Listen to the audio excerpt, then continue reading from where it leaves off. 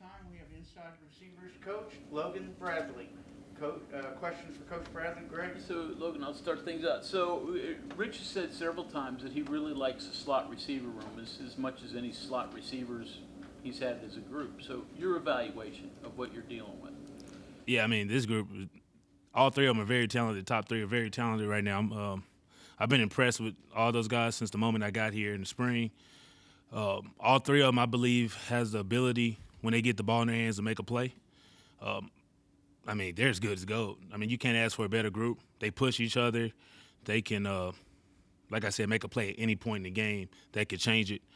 And I challenge those guys that, they put that on tape. Now, that's the standard, and we ain't going to fall back for it. You can't do it one day, and then the next day, oh, no, you showed me and Coach Rod and this whole team what you're capable of, and now the standard is to live by that every day.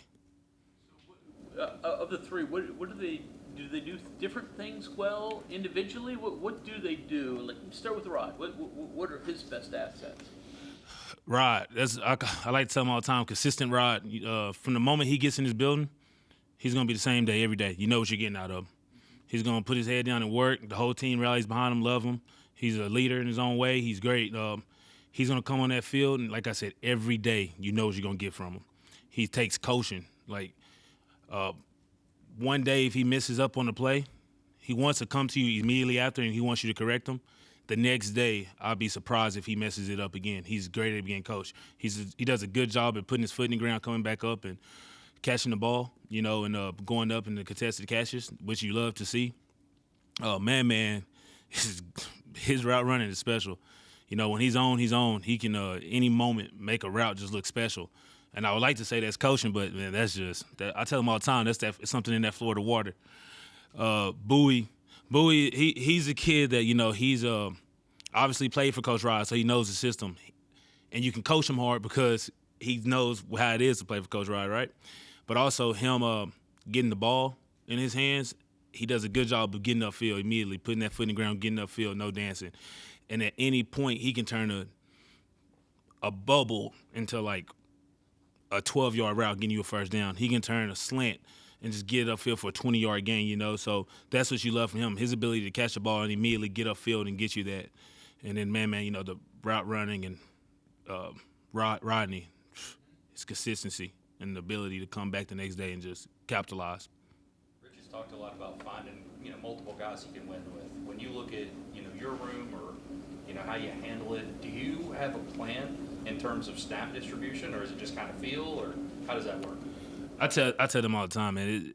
All you guys are gonna have to play because Coach Rod has told us plenty of times. He tells us this every day. Like he tells the team this every day. He wants to play as many players as he can, and he means it.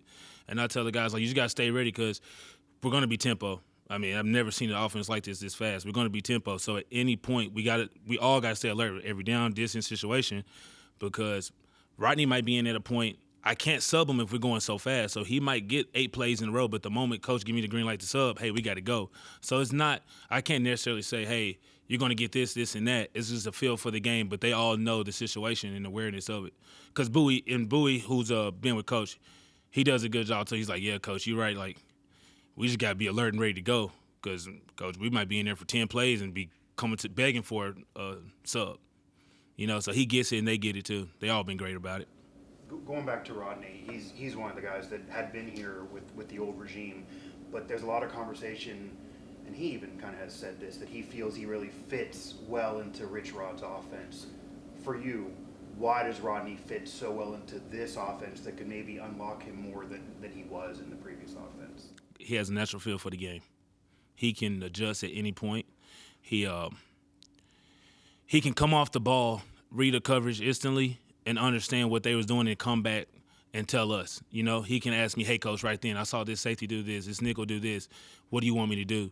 And I think in this offense, you have to have that. You have to have the ability to think quick and be able to move quick, and he does that.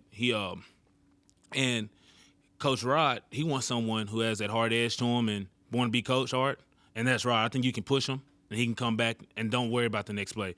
Because we live by in this building, the next play is the most important play, and he has that mindset, and he understands that. So in this offense, it fits him well. I don't know if he's one of the guys in your three, but Singleton, what do you see from him? So he hasn't been with me quite like consistently like that, but he's gonna do some good things too. You know. Oh, sorry. You said Singleton. I'm thinking of Justin Smith Brown. Sorry, Singleton. I call him Man Man. So you threw me. I'm like Singleton. I'm like, oh, Justin Smith. But no, Man Man. Man Man's been with me every day. Man Man is awesome. How I see him fitting anywhere we can, at all points, and like I said, his route running is special. He can do anything. Any carryover from where he was to what you're doing now? From where Man Where Man he was before, came yeah. from. Yeah, it's funny. So where he came from at Eastern Michigan, his receivers coach there, that was the first coach I've worked with when I was student assistant in college. So when I got the job here, he was one of the first guys to call me instantly and congratulate me.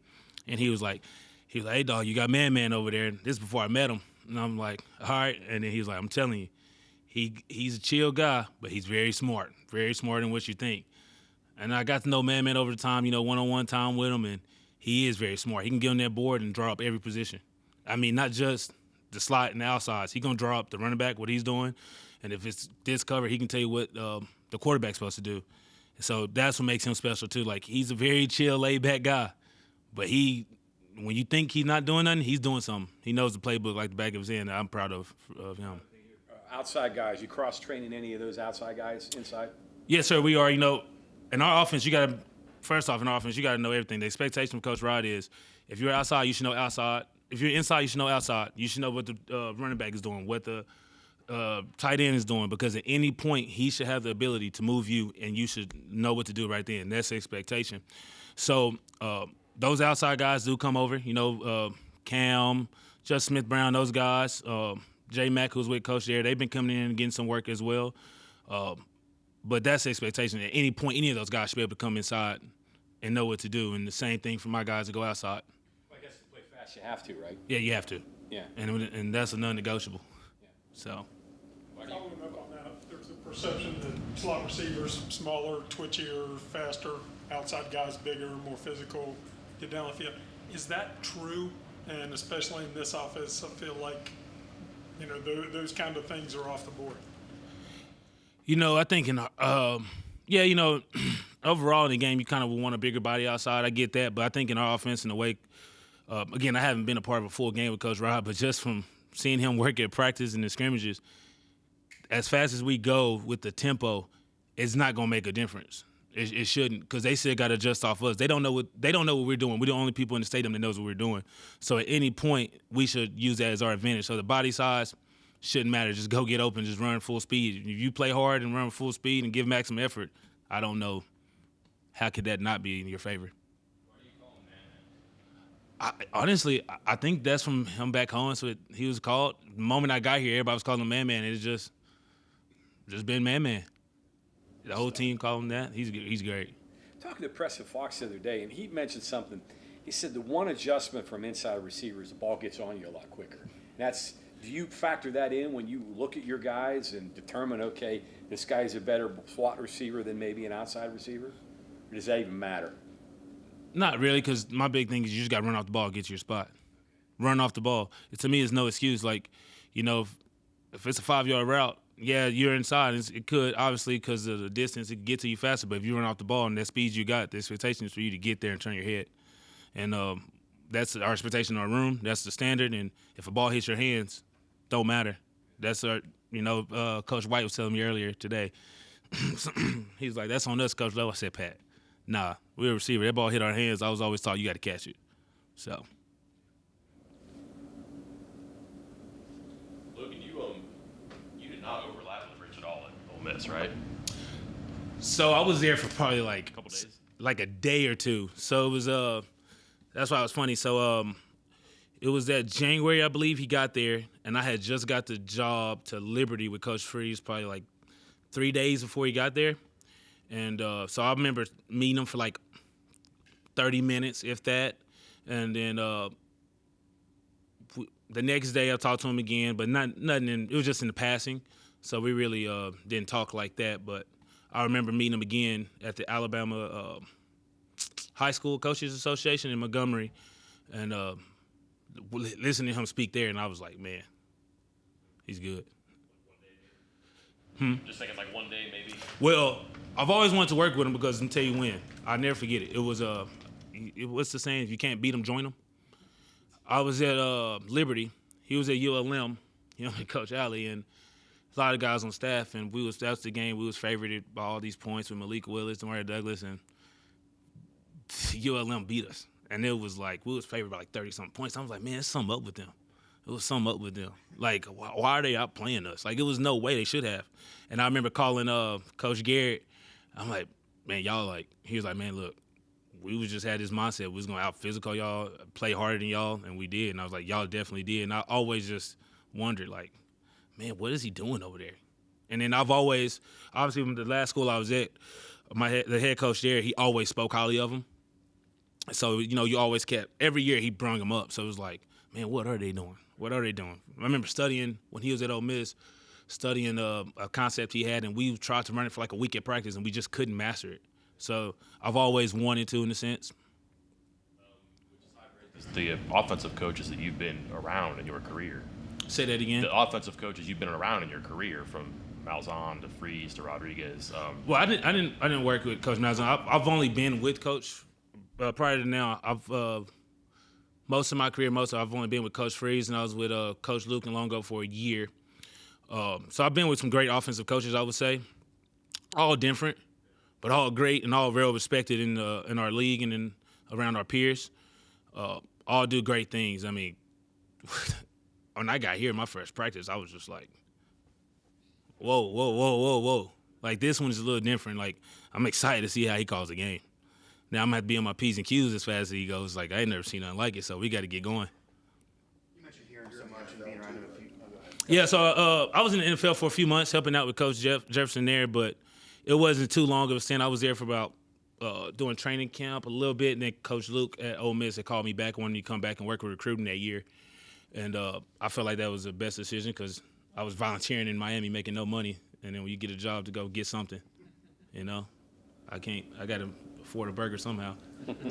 Has there been any surprises now that you actually are working with Coach Rod, because you knew of him and went against him, but you talked to some of the other coaches and they even said they were surprised by certain things now that they're with him that weren't before? My biggest surprise is, like, when he first yelled at me the first time, I was like, man, this guy's going to be mad at me all day.